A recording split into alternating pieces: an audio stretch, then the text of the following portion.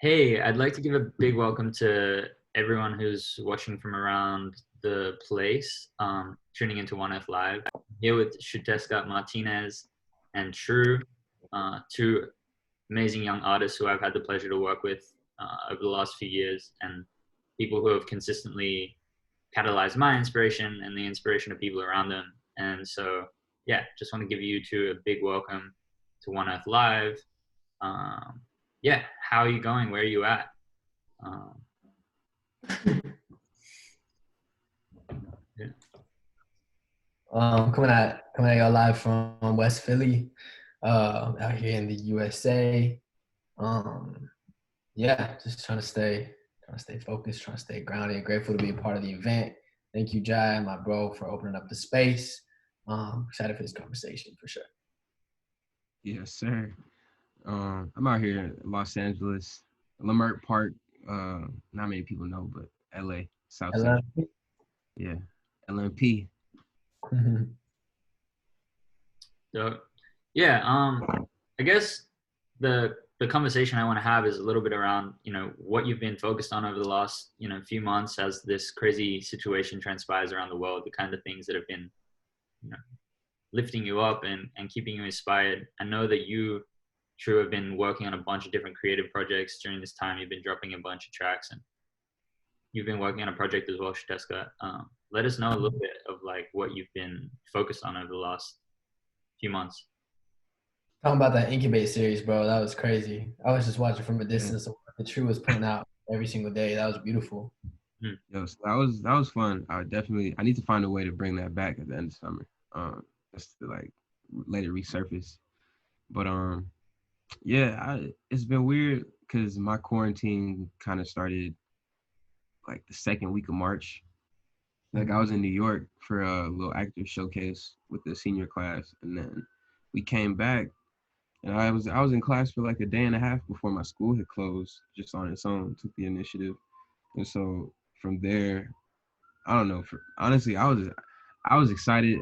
Me and my friends, we were all like, let's take this as a blessing. Let's use this time and cultivate. Because what we were thinking is like, we have time to finally. We're all seniors. We're graduating. Our classes are done. So to us, this is time to now create. Um, so when this first started, I just immediately locked in the studio. It wasn't nothing different. First 30 days, just kind of kept pushing music. I was dropping every day. Um, and half of the songs were from scratch, like just kind of endless and going day by day. Half of the songs were kind of ideas that I had been sitting on and hadn't finished, or I felt like should have been out, or like old demos. A couple of them were, um, but then like I kind of got tired of it because then all the reality of the whole thing was incubate was an experiment in its own, and just seeing how one how my art and like I felt like every release was a daily, like it was just how I felt in that moment. And so I kind of was tracking myself like where I was at over the 30 days, and like by the end of it I didn't even want to put out music anymore because I was just like, yo, there's like so much going on right now. Like I really wanted to go back inside and go into the incubator, and like, more ideas began generating, and I started to, you touched on other creative projects. I started to think about like I'm doing this photo series just documenting the gentrification, because while everybody's in the house and all the business went down, oddly enough, all the construction just jumped out of nowhere. Like I'm talking sites that were just under fences and tapes for months. All of a sudden, full teams of construction come out, and now they're working all of it. And I'm just like, the timing of this is kind of interesting. So I've been out here just, taking photos and pull back on the music, finish this album. It's been, and then, finishing school as well with academic stuff. So it's been more like trying to find my balance, because at the start I was all excited and it was like, I'm at the crib now, I'm back home, and then trying to keep that energy and that momentum, but also realizing like uh, you know regardless of people's take on the situation, there are some real effects that are just happening, and that kind of stuff just made me slow down a little bit and look at my routine. Yeah, man, it's been dope to witness your creativity.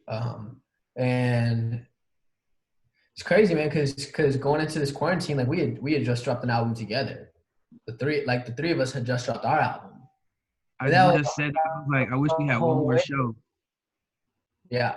We had just begun this whole like energy, this whole momentum with this project, Voice Runners. And it began at the beginning of the Wow. year. We started rolling out singles, and the album dropped in late February. We played a crazy show in the Bay Area. Um, Man, I wish Jai had been there, but me and True held it down, and just opened up, I think, a really beautiful window into, I think, my artistic vision, the way in which I want to bring people together. And I think hip hop is a really special platform. I think rap music has a really special way of bringing community together, and to see it done through the lens of this project and this album, I think felt really clear. Felt really clear to me, and I think my identity as an artist has been constantly evolving, and I've kind of been in this like limbo of trying to figure it out, right? Who am I? How does that translate to the world? How does my art reflect my work as an activist? How does it differ from my work as an activist and an organizer in some of these spaces where people think they know me through different work I've done, but like, how does my music set me apart? And Voice Runners, man, that just felt like family, and I felt like the people that entered that show to experience it with us had a similar, like a parallel sense of connection to the music, to the project. And so it was really interesting to come out of there, and then we couldn't play no shows. We couldn't get back in the studio. Like me and True had already started, setting up sessions for the follow-up mixtape and follow-up songs. And so it's You're interesting. gonna be in LA right now, huh? I would probably be out on the West Coast right now if it weren't for how things went down. It's wild to kind of reflect on, but yeah, I mean, overall, and then we dropped the visual, which was cool. So like we've been, adapting and trying to figure out, like we dropped a really, really dope music video that I'm super proud of for our joint Ballroom. That's out right now. Anybody can go tap in and watch that. That was a super exciting creative project that I think went a whole nother layer deeper to the whole Voice Runners identity. But yeah, it's interesting. Beginning of new things, continuation, changing of forms and of templates of how we share. We did like a cool little like live event on a different platform called See Alive that my friend runs up in Canada. And we got on there, me, True, and Jai. We were chopping it up about the songs. We did like a listening party style, and it was cool. It was cool. So we're still pushing. I'm trying to learn how to use Pro Tools over here. Got my equipment set up.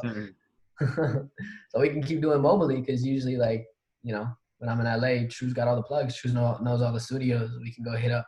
So now that I'm out here alone in Philly, we got people moving out of this apartment that I'm staying at. So I'm actually going to rent the room across the hall from my girls' room, so we can have like the whole top floor, and I can have like my own space to incubate and, do that work of like, get really in the zone and have the ability to just freely be creative. And I think the slowing, like, I don't know how y'all have felt, but like there's been an element to this whole pandemic that has been, my life has slowed down a lot. Because I'm always on the move, I'm always traveling, I'm always doing things, I'm always here and there, I'm always seeing people, I'm always like, and now I'm like, and despite all the the horrible implications this crisis has had for many people and many communities, like on a personal level, like it's shifted a lot of my perspectives and given me kind of space to like think and really evaluate and focus on health and wellness, and like these different things where I'm really privileged to not be dealing with the immediate impacts that a lot of other communities are. So like kind of using that and being aware of that, and yeah, kind of just like trying to cultivate that spiritual fortitude too. Yeah, I think you speak to a really important point there, where like it's at this point it's so important that we take really good care of ourselves, and it's becoming clearer than ever that we need to cultivate as much wellness, like physically, mentally, spiritually. I think a lot of people are facing personal health issues, but also a lot of people are struggling with their mental health at the moment, and being cooped up inside is like really difficult for a lot of people. What are some of the things you guys have been doing to keep your physical and mental in the right space? Like, have you found things that have been helpful for you to cultivate and garner that wellness, and also that like inspiration and capacity to create and to live? I had to straight up like make a morning routine. I used to do it with my classes, but I feel like the thing about routines is like and it's so weird because all right, so the intention behind a routine is to remember to do things, and prioritize your obligations, prioritize your responsibilities, right? Now, I found that, for me, my routine was revolving around school, and that's also one factor that's a large variable and why I had to change it. But I feel like with any routine, you get in it long enough, and it's no longer the routine. It's like it is the routine, but you need a new one. You know what I'm saying? Like the routine was supposed to be something different from whatever habits you already were, engaging in. So when the Right. routine becomes habit, then it's like, okay, I need a new one that just keeps me on my game. I feel like, so me being like just here, I had to just adapt to a whole new one. No more. I thought I was gonna be sleeping in. I have to, for me, I have to get up early. Like I have to get up early, make time for me to stretch and like do yoga. Like, bro, just doing the meditating, like that discipline. Cause I've noticed like days when I don't, I be getting irritated really quick in the house, or like, I feel like restless, or I end up doing stuff just to do it and then not doing what I really have to do. So like that morning routine kind of starts me off, and then just keep writing things down. I don't know. I've been bad with the technology always, but I've been even more detached from it, which is like it keeps me like on a flow, but it also, I don't know, I've been like reminding myself like, hey, make this post, or like, hey, make a story post, like just on the real artist side of things with, branding and stuff like that, and how you keep up with that. You know what I'm saying? It's like, and I'm not trying to do all that right now, but the reality is you got to stay somewhat present.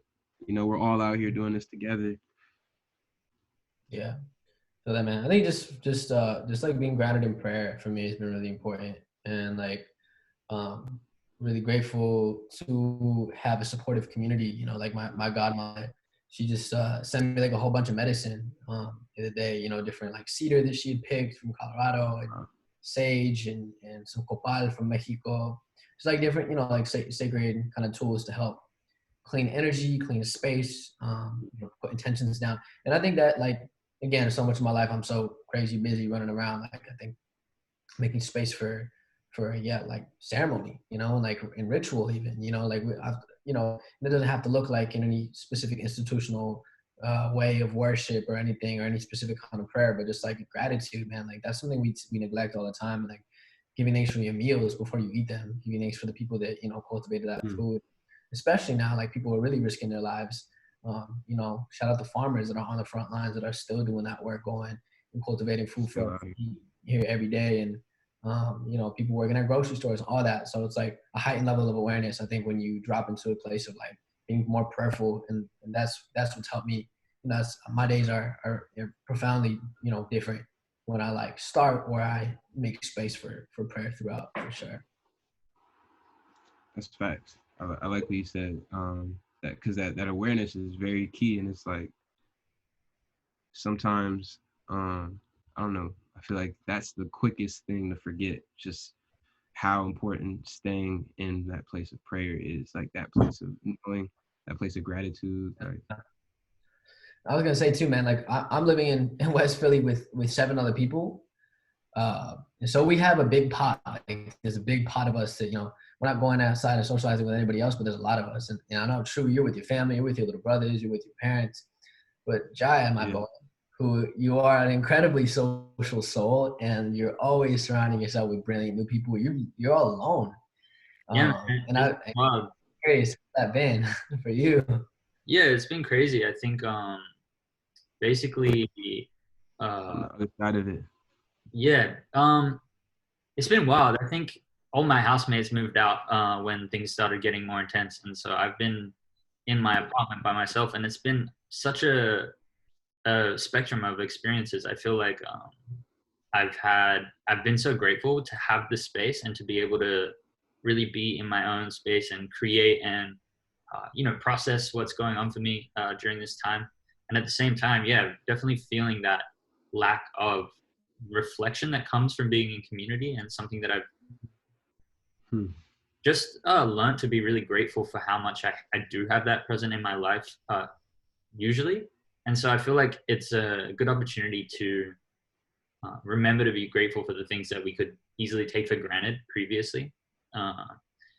So yeah, definitely really grateful for the community that I have in my life, and been trying to keep that as connected as possible just through calls and connecting with people online, which is it's not a substitute by any means, but it definitely keeps that that energy alive. And yeah, it's been really challenging, honestly. I've found a big thing for me creatively has been that my level of inspiration has really fluctuated a lot, going from times when I'm really motivated and really inspired and creating a bunch, and then 2 days later I'll find myself with no creative inspiration. And I feel like that really can challenge my mental health in a certain way, in that in a time where I feel like there is this societal expectation for us to be creating or making the most of this time at home. There is this pressure that exists, and it can be challenging to navigate that when you're not feeling inspired, not feeling galvanized or creative. Yeah, I'm wondering if you guys have had similar experiences regarding like the fluctuation of your energy. Yeah, man. Like when this whole quarantine began, I was talking to different people on my team, and they were like, "Yo, bro, like, why don't you like go live with people who are like, why don't you like have these discussions, or like, why don't you like do like a freestyle Friday where you like drop in music on Fridays?" And I'm just like, for like a solid 3 weeks, I was just like tapped out. I was like, I don't want to post. I don't want to like respond. I don't want to talk to people online. I don't want like I felt very kind of creatively stifled. I felt that you're expressing kind of like that pressure too, that people were like, oh, like you're in quarantine now, you should have all the time in the world to do all the projects and all the things. And I was kind of just like shutting down a little bit, because also everything happening in the world was so intense. In the States, everything politically going on over here was really intense, and continue to be so. And so I definitely had my moment where I wasn't writing, I wasn't being creative, I wasn't like fully comfortable in my space here in this house. I live with 7 other people, so it was like a different than what you're experiencing, the kind of crowdedness, weirdly enough, in this time of isolation, like alone but with like surrounded. It was weird, but yeah, that's definitely like ebbed and flowed and had its moments of, I've also now since then like had really inspiring conversations and moments where I've like started to kind of ease back and step back into the space of like using my social media, these different tools, and like having really dope conversations with different leaders in my community and that are doing really great work in this moment, reflecting and helping uplift some of these really dope stories. But yeah, it's been interesting. It's been interesting that, as you said, like it goes in and out, right? It's a range of experiences that's been had. That's real. I feel you on that, especially just, I mean, with me having a fam here, but also like not being able to like go out and stuff. So like I got homies who, a lot of friends of mine kind of still being out low key, just going to studios, even if it is by themselves. And I don't know, me kind of usually, I don't know, I feel like I'm the person who's always looking for a reason to be out the house. Like I don't like being still. But then having to think about my family and like being like, yo, I can't, for the sake of that. But then even being inside with everybody here, it's like, I don't know, it's there's an interesting, I don't know what to call it, but there's something interesting about being alone with everybody around you that is noticeable. And like, I don't know, that's kind of part of why I slowed down with the creating. Just I don't know, I guess I got hyper aware of everyone in the space in different ways, or like, I don't know, just the energy starting to pick up on me myself. I don't know. That's I feel that. Yeah, another thing that I want to ask is, what have you been seeing that has been bringing you, hope and lifting up your spirit during the time? X, you mentioned that you've been seeing a bunch of amazing stuff happening out there, and people reaching out to people and sharing what they've been going through and whatnot. And yeah, I'd love to hear about the kinds of things you've been seeing that have been bringing you hope, lifting your spirits up. Yeah, man, there's a lot of community, like a lot of people fighting for each other and standing up and like in solidarity and recognizing that like, man, so many of these systems that we exist within and our society and our culture are not designed to protect and to hold human life as sacred, right? Like um, so much of how our political systems work, a lot of the infrastructure, our medical system, or even our education system, it's not designed to like protect and put people's lives at like the most high, the greatest priority. And a lot of people are suffering right now because of that, you know. And I think this virus is a catalyst that is doing much more than just make people sick, but it's like exposing so much of the inequity that exists in so many different parts of our community, and lots of parallels, you know, between injustices in a lot of Black communities in the U.S. and also a lot of Native communities that are isolated, who don't have access, who aren't treated equally when they go to see the doctor, different things like that. So it's like amidst that disparity, you see lots of mutual aid. You see lots of people going out of their way to fight for the protection and preservation of their elders, you know, of their community members. I think I see a lot of people in Indian country too that are, you know, friends of mine that have been on the front lines of different movements, you know, been out there fighting at Standing Rock, you know, to protect their land from these pipelines.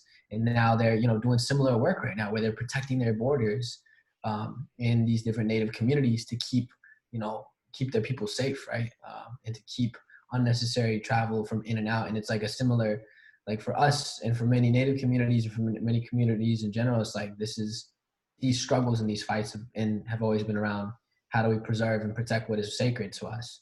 And so there's been like a lot of people rising up around that to meet that, like really beautiful uses of, you know, social media to reach out and have connection with our elders. And like, I'm now on calls every single week in a way that I wasn't before, where I'm learning Nahuatl. I'm learning my traditional language every week with my cousin in Mexico and my little brother. And like, I'm seeing him taking notes and, you know, like diving into the learning in a way that, you know, our people are so resilient too, you know. People are so resilient, you know. I think Native peoples in this moment too are tapping into those generations of resiliency that our ancestors have passed down onto us. And so, you know, we're finding means to survive this in the way that we've survived many other injustices and hardships. And there's a lot of beauty in that, and there's a lot of beauty in how we are rising together, how solidarity is being found. But yeah, there's a lot of light in this moment because humanity finds ways, you know, to overcome this darkness. And when a lot of institutions and political establishments fail to protect people, it's like, that's when it becomes more apparent that, oh, like this is on us. Like we want to thrive, we want to heal, we want to survive, we want to grow, we want to have our own food, we want our own sovereignty, we want our own land. Like that's on us to cultivate and to fight for that. And yeah, that's what I'm seeing a lot of. That's real. I had a similar thought, like in a totally different field, but thinking about ownership, creative way. It's so relevant to the coronavirus and all that stuff. But I was tripping off of just seeing how like if you look at BET, Comedy Central, all those like stations, they're all owned. Like if you look at the umbrella companies and how these companies are owned, bro, we don't own nothing. Like, so I don't know. Speaking about that presence of any minority in an industry sense, it's like it is up to us, and that's just, it reminds me of that so many ways. Yeah, it's crazy. I think we are also seeing that you know, this moment is one of the most unifying things and equalizing things that we've seen in a lot of ways as well, as far as everyone is being affected globally, and there's such a sense of you know, collective impact that's happening. Obviously people are affected in different ways and to different degrees, but everyone is unified in this moment. And one thing that's been really on my mind a lot is the idea of a new normal. Like everyone's waiting for things to go back to normal, right? And transition to back to normal. I see that so frequently. And yeah, part of me just wants to acknowledge how harmful the normal that we were existing in previously was. And think about, what does it take for us to step out of this situation into a new normal? You know, on a collective level, how can we commit to changing our behavior as we come out of this, and making sure that we can build systems that are more aligned with thriving humanity. It's been really on my mind. Yeah, interested to hear any thoughts you guys have on that as well.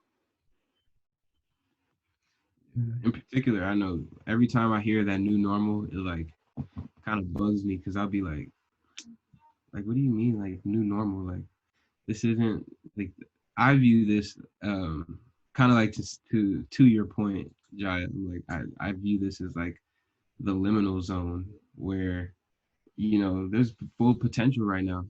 We're in a place of potentiality, and the whole playing field is leveled out. Like, everything is like on reset. You know, I just can't help but think of like X-Men Apocalypse or Avengers Endgame. Like, both of these antagonists, you know, and like their whole end goal was not about killing people or destruction or whatever, but how they, and to their mind, to their point, not even about their action, but to their point, both explanations had to do with, you know, just humans overindulgence in certain things, and whether it's the technology, the industries, emissions, and just things like habits of ours that are just detrimental to us kind of staying afloat. And so when I look at this, I'm like, you know, where we are right now, like, nobody was caring this much when the forests were on fire. You know what I'm saying? Like, no one was banding together on the internet when, you know what I'm saying? Like, this is the first time everybody is actually like, yo, we're all actually on the same playing field. Like, we are all on the same team. And I'm kind of like, it feels weird to say that, because like, I don't mean that in like a placing value thing, but it's just something I've noticed too, where it's like, you know, I feel like the earth has given us a lot of like moments to kind of set the playing field right, and like wake up and kind of get, like, for the last year and a half, we've been having these small instances where it's been like, yo, come on, let's get it together. So like, here was like that moment that was like, nah, stop, reflect, let's rethink this. So I don't know. And like, when I hear new normal, I feel like there's like a mix of people getting comfortable with this right now as like the end goal, or like the ending place, and then like the people who kind of just like, oh, like, you know, like, whatever, I'm going outside anyway, like that. And then there's the people who, like, you know, are curious to be like, well, and the, you know, people who notice the sky is getting clear, the people who are like noticing the unity and being like, yo, like, what's next? Like, okay, well, like, what can we do? I feel like a lot of that is like, we need more conversations like this. And like, I don't know, like, as soon as you said creative inspiration, it reminded me, like, that was the name of this like clothing brand I had when I was in middle school. I never did anything with it, but I was like, yo, like, something like little reminders that people can have of, you know, like the types of joy and lifestyles that we did have from before, but just how do we carry that with us, and like, kind of, I don't know, like, putting that in a new context, like creating new context for the content to flow. You know what I'm saying? It's like, create a new idea for people to relate to, and then putting out that kind of material, or creating those kind of spaces, creating those kind of I don't know, that kind of space for people to engage with. Yeah, and I think that speaks so eloquently to the role that creatives have in designing a new system or a new world that we want to step into. And I guess the word new normal is probably used in a lot of different contexts to describe the way we're expected to live now. But in the way I was asking, it's more like, what are we stepping into?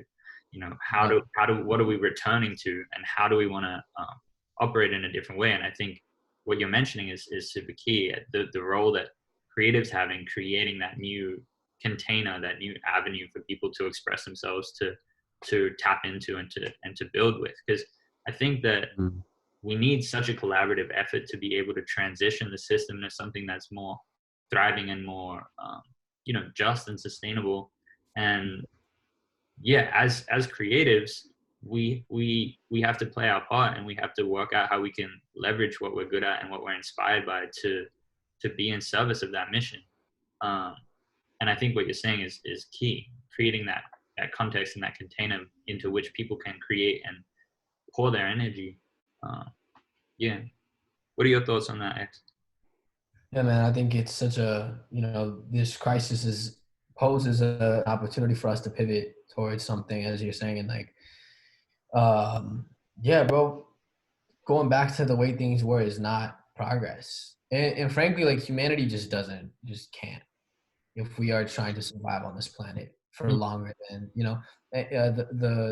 just looking at the climate crisis, and how I've seen a lot of funny memes about it too, about how the coronavirus is just like the smaller shark that's like swimming up to eat the person, and then the climate crisis is just like this massive megalodon, just like wreck everything. Like, bro, like, come on. Yeah, man, and so there's obviously challenges ahead of us, and I think this moment of pause, this in-breath, this like disruption to our business as usual, can make us, hopefully see that like everything needs to change. Our systems, our policies, the ways in which we engage and interact on an interpersonal level. There's so many things that need to shift and transition. It's not like, we need to keep staying inside and, not fly and like do all that to stop the climate crisis. It's not about that. It's about recognizing how like the systems that are in place that are perpetuating these injustices, that's what needs to be dismantled in this moment. And what needs to be taken forward is systems where we prioritize people, where we prioritize workers, where we prioritize working class people, we prioritize and ensure that, workers have, sick leave, have access to good health care, have access to, these basic things, clean water. Like, people don't have clean water to wash their hands on reservations all across the states. Communities all over the place, Flint, Michigan, all across the states, like, don't have clean water to wash their hands. That's simple, right? So like, how do we recognize that this falling apart, that everything is kind of collapsing in a way that allows us to be like, what are the seeds we want to plant to cultivate and go forth? And I think that's from a place of like radical love and like strategically orchestrated compassion on a human level, and in a way that happens like really intentionally. And for people to get together and be like, yo, the way we've been doing things has been really lame. Like, it doesn't feel good for, and as someone was saying the other day, like, I don't think you can look at really any human system and be like, oh, we've been doing such a sick job at that, because we just haven't been. And we've been exploiting people and resources and communities and cultures for so long to get anything that we want. Whether it's like, a house in suburbia or, wealth out in Hollywood Hills, like whatever it is, like, that's not happiness. That's not what our fulfilled human potential is. But that's what we're all like racing and chasing towards, right? So it's like, I don't know. I think, yeah, I don't have the answer. Like, what do we go towards? But I think it can start from like a place of reevaluating as humanity, what is it that we are willing to stand for and work towards. And I think it's a reckoning of this, what exactly we were talking about, true, this collective, this like, we are all on the same planet, and, we will survive together or we will drown together. And obviously there will, what we do does matter. The decisions we make do matter. The way we organize and mobilize our people do matter. The way we stand up and fight for people that don't look like us matters. And I think that foundationally, hopefully, is what we can take away and learn from these moments. I love that you said strategically coordinate compassion. That's just like definitely something to work towards. Yeah, I think we're in such an interesting time where there is a lot of opportunity because of how much space has been taken from just the kind of incessant cycles that we've been in of just operating in a specific way, our modus operandum. Having that pause allows us to reflect on the things that aren't serving us. And yet a lot of people don't feel like they have much agency at all, like, we're all just at home. It's not like we can go on march. It's not like we can go on, get active in the community necessarily. And so where do you see the opportunity being, at the moment and moving forward? Like, are there some areas where you've seen there is like tangible opportunities to move forward and to galvanize some kind of positive shift? And obviously, don't need to come with the answers to this, but it's just something interesting, I feel like.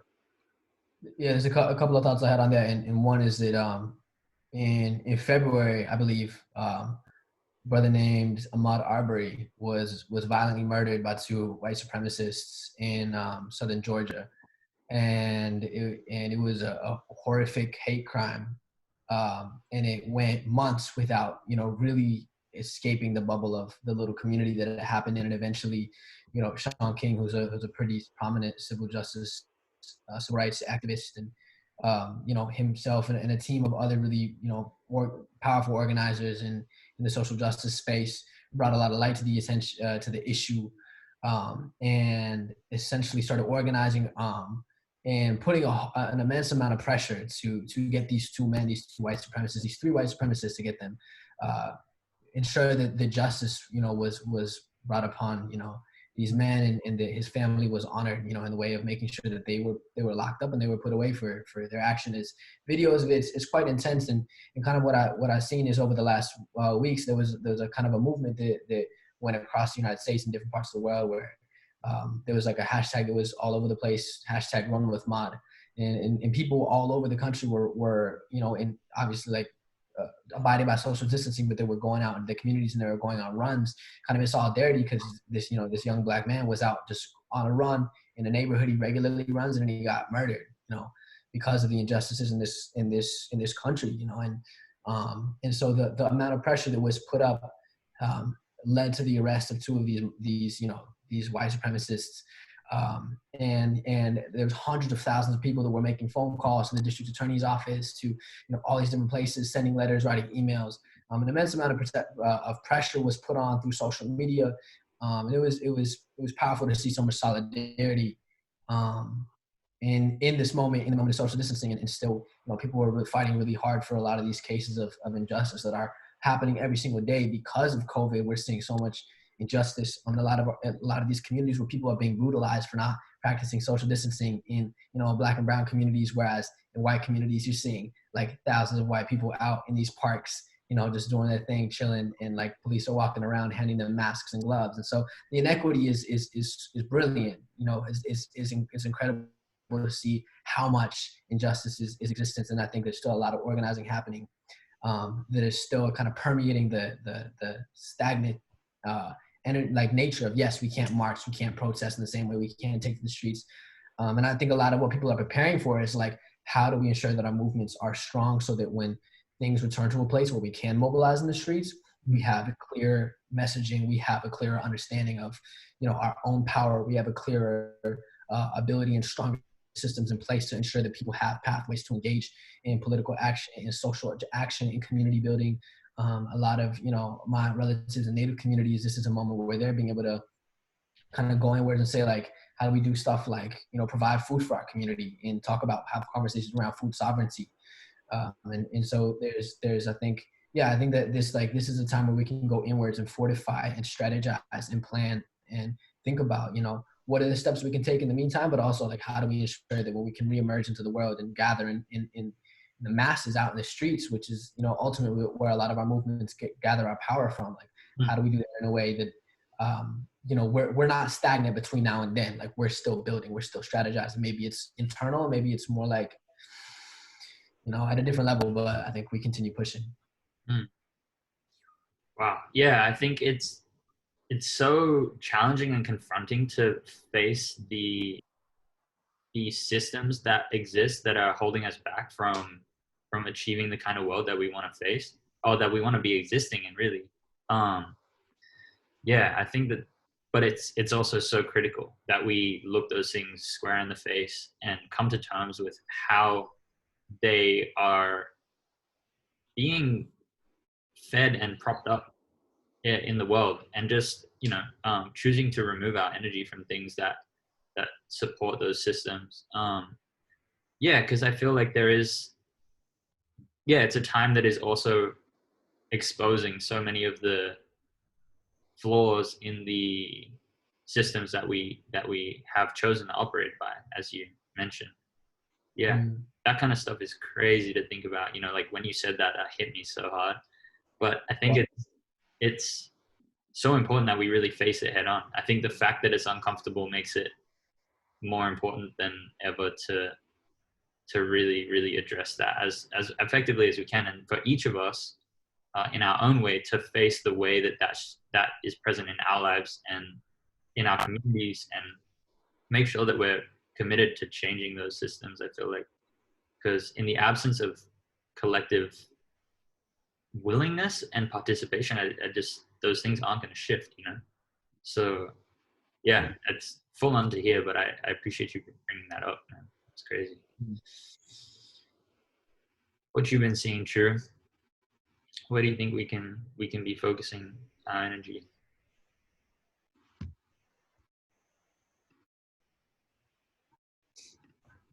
See, frozen maybe. Oh, you might have lost True. But yeah, man, it's really wild. I feel like what you bringing up. Oh, he's back. I can hear you now. You're frozen. Good. Hey, yeah. Yeah. I was just saying. Froze up for a little bit. I was saying, I was like, yo, the mic is crazy.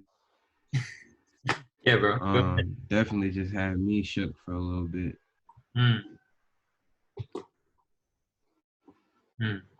Crazy time we're living in, man, and yeah, I'm grateful for y'all. Yeah, you there, bro? Yeah. Cool. Okay. I think it's lagging my audio. I'm gonna just stop talking real quick. Yeah. I was just gonna say I'm grateful for the two of y'all. And I'm grateful for this community we built, for just having y'all to lean on has been really, really helpful for me, you know, and I think similarly, I think other people are like in the distance, like how do we cultivate that closeness with the people that can help lift us up? You know, Jai, like we've been chatting every couple of days about everything from personal, you know, going through with, you know, different relationships and relationships with ourself and self-love and figuring that out. And, you know, I felt a whole lot of love and support from the two of y'all. And I think that's what's making these times bearable and really, really good is, you know, that continued support. So for people out there, like reach out, you know, call your people, call your homies, call your parents, call your grandparents, like, you know, don't allow this to be an excuse to like tap out, right? Because we can fortify our connection in these moments, and we can fortify our solidarity in these moments. And do your research. You know, if you're privileged enough to be like at home chilling, doing your thing, like how do you support the people around you who don't have that same ability, who still have to go to work, you know, who still got to go out there and be in the thick of it, who are at hospitals making sure people can get tested and you know, whatever it may be, right? Like let's keep fighting for each other, you know. And I think that's what our future is going to come down to, right? Is like how willing are we to, you know, put ourselves out there to sacrifice and to kind of use our voice and to use our light and to use our passion, which looks different for each person, to create something powerful. And appreciate you opening up space for the conversation, man. True, appreciate you for sharing. There's so much wisdom that I learn every time I talk to y'all. It's beautiful. Yeah, man. It's always such an inspiration. Yeah, I feel that it is such an important opportunity that we have collectively to show up for our communities and show up for each other. And yeah, speaking on the phone with a bunch of people and just like learning to be vulnerable and open through this medium is something that's been really helpful, and something that's, you know, helped me process and navigate the whole journey of you know, isolation and lockdown. And yeah, it's one of the things that everyone's going through. So you can really reach out to the people around you and you know, open up and share. And yeah, I think that's been something that's been really helpful for me as well, and something that's helped me tap back into my inspiration and my passion and my capacity to show up for other people as well. Yeah, that's been like the main thing keeping me through, just like checking up on the homies every once in a while. Because I mean, me in particular, I mean, y'all know I could go days without talking to somebody, and like I won't realize it, you know. But I know that I have to remind myself, like, you know, I don't know, like maybe it's not even about tough skin or anything. Like, just there's different types of personalities. Like, I'm the type of personality I can be in a shell for a couple of days, but like I have close friends who, like, you know, they need that contact a little more frequent with people. And so like, you know, just it makes me a better friend right now to just be able to know that, like, yo, let me check up on you, you know, let me hit you up to see what's good with you. And then to your point about the mob period thing, just because my connection's better now. The power of social media right now, and I don't know, it's like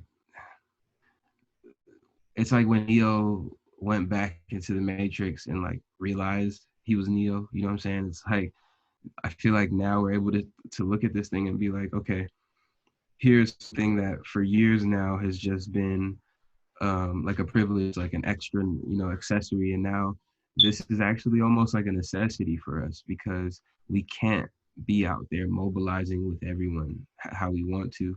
But this is definitely a way for us to still make up a lot of noise. It's just like a algorithm. Algorithms, man. Yeah, I think yeah, at the end of the day, this is such a huge opportunity for humanity to take pause and reflect. And I'm really excited to see how we grow and learn from this whole experience. And also really excited to see how we can creatively and strategically, cultivate compassion and coordinate our efforts. I think that we are at a kind of turning point for our history, especially it feels like in my lifetime, this is a really pivotal moment. And so I appreciate you lending your thoughts and ideas. Oh, yeah. Sorry. 100 years ago was the Renaissance, bro. Everything about to change. I really had to think about that. I was like this is all for a reason right now. Like 100 years ago, 1920, like that was, I mean, the end of Storyville. That was, the beginning of the World Wars. Like there was so many turning points 100 years ago. So it's like I can't imagine, what to expect moving forward. All I know is that it's definitely going to be something better than what we've allowed ourselves to do. I think, if anything, I feel like more people are going to take initiative. People are going to take action. People are tired. People are tired of the BS. Like people are tired of the constant like I shouldn't have to be posting another Black man was shot down unarmed. I shouldn't have to be posting about another whatever. You know what I'm saying? Like, and I don't know if that's something. But the reminders, the reminder is kind of where we come in. You know what I'm saying? That's why we do what we do. Yeah, 100%. Yes, sir, bro. Good to walk this road with you all. As artists, as leaders, yeah, I think there's gonna be bright years ahead of us. If our people keep doing the work. Sure. Big thank you to you too. Yeah. I look forward to connecting soon and making some more tunes and labbing up when we can be back in person. And yeah, let's go. Yes, sir. Peace out. Cheers. All right, boss.